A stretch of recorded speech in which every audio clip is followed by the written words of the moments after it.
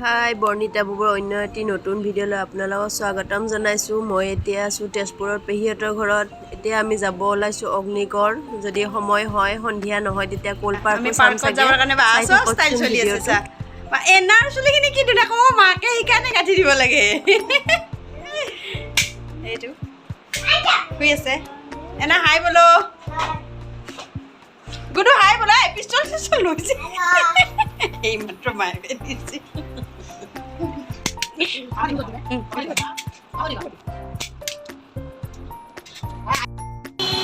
আমি এতিয়া যাব ওলাইছোঁ ওলাই আছোঁ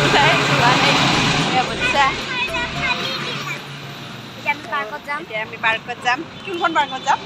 অগ্নিগড়ো যাব পাৰোঁ, কোল পাৰ্কতো যাব পাৰোঁ ন। কোনোবা এখনত যাম আৰু গ'লে দুখনতে যাম, নগ'লে এখনতো নাযাওঁ। আৰু তাতে আমি কিবা কৰি খাম। এইটো ৰাস্তাৰ পৰা এইফালে পুৰা চিধা পেহীহঁতৰ ঘৰ।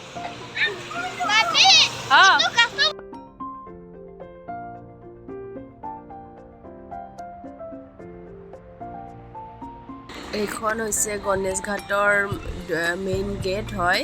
আমি যদি পাৰোঁ সন্ধিয়া নহয় আহোঁতে সোমাম আৰু এতিয়া অলপমান দেখাই দিছোঁ। এতিয়া ভণ্টিয়ে অগ্নিগড়ৰ মানে মেইন গেটত টিকট কাউণ্টাৰত টিকট লৈ আছে। আমি ৰখি দি আছোঁ তাতে। টিকট লোৱাৰ পিছত গোটেইকেইজনী সোমাম ভিতৰত।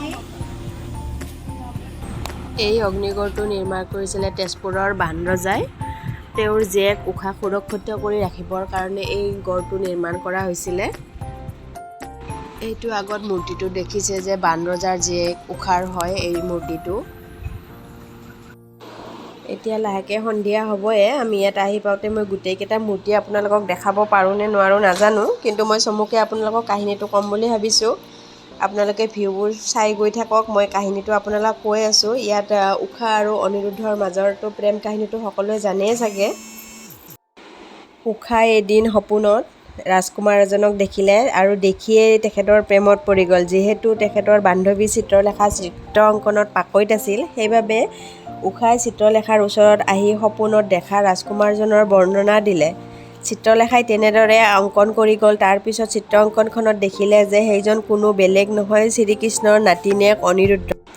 চিত্ৰখন আঁকা হোৱাৰ পিছত অনিৰুদ্ধক দেখি অনিৰুদ্ধৰ লগত বিয়া হ'বলৈ ব্যাকুল হ'ল। সেই কথা বান্ধৱী চিত্ৰলেখাক জনালে। যিহেতু চিত্ৰলেখাই মায়াৰ যাদু জানিছিলে, সেইকাৰণে অনিৰুদ্ধক চিত্ৰলেখাই শুই থকাৰ অৱস্থাতে মায়াৰ যাদুৰে অনিৰুদ্ধক হৰণ কৰি লৈ আহিছিলে আৰু উষাৰ লগত বিয়া পাতি দিছিলে।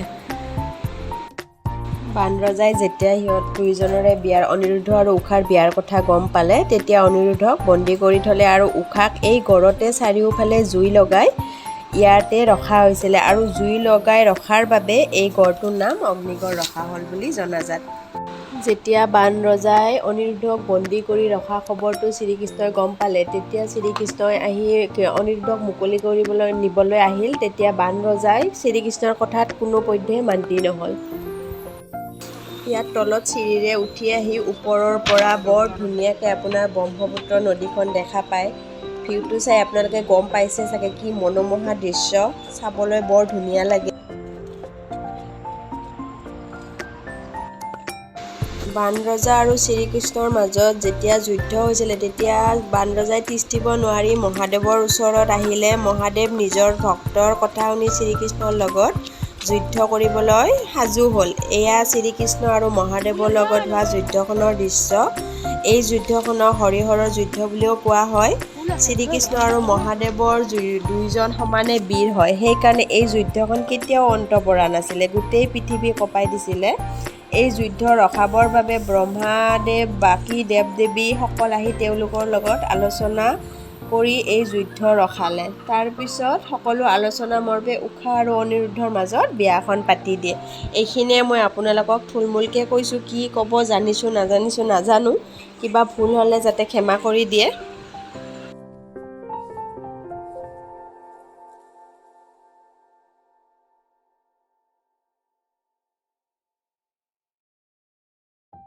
বহুত সন্ধিয়া হৈ গ'ল, ইয়াতে পুৰা আন্ধাৰ হৈ গ'ল। ভিডিঅ' কি হয় নাজানো আৰু। ভাঙিনি আমি নামি আছোঁ তলত এতিয়া।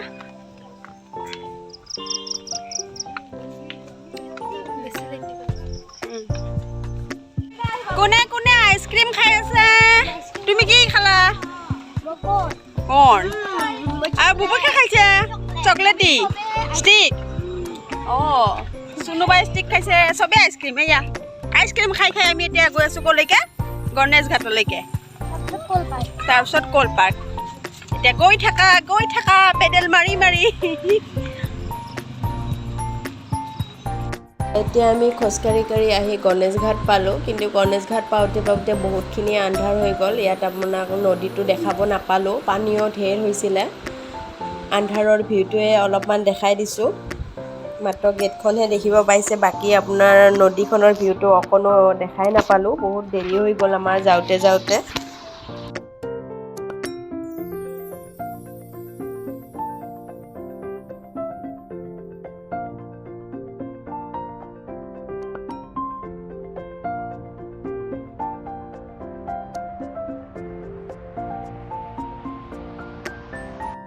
গণেশ ঘাট ইয়াৰ পৰা আৰু একো দেখা নাপায় আৰু ৰাতিৰ ভিউ এয়া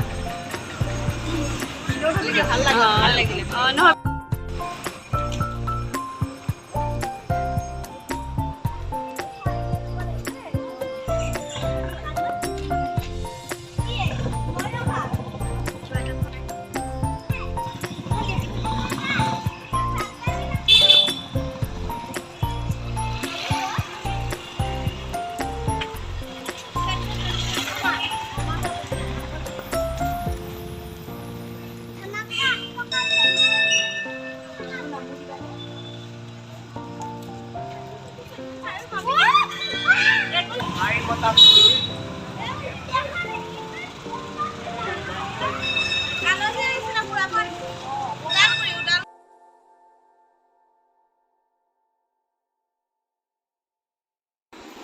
এতিয়া আমি গোটেইকেইজনীয়ে খোজকাঢ়ি আহি আছোঁ এয়া গণেশ ঘাটৰ গেটখন ৰাতিৰ আন্ধাৰত কি দেখিছে নাজানো আৰু এতিয়া ভাবিছিলোঁ আমি কল পাৰ্ক যাম বুলি কিন্তু এজনে ক'লে 7টা বজাত কল পাৰ্ক বন্ধ কৰি দিয়ে তাৰ কাৰণে যোৱা নহ'ল আৰু এতিয়া কল পাৰ্ক কাইলৈ যদি পাৰোঁ আহিম আৰু ভিডিঅ'টো চাই কেনেকুৱা পালে শেষত জনাব লগতে মোৰ চেনেলটো ছাবস্ক্ৰাইব কৰি দিব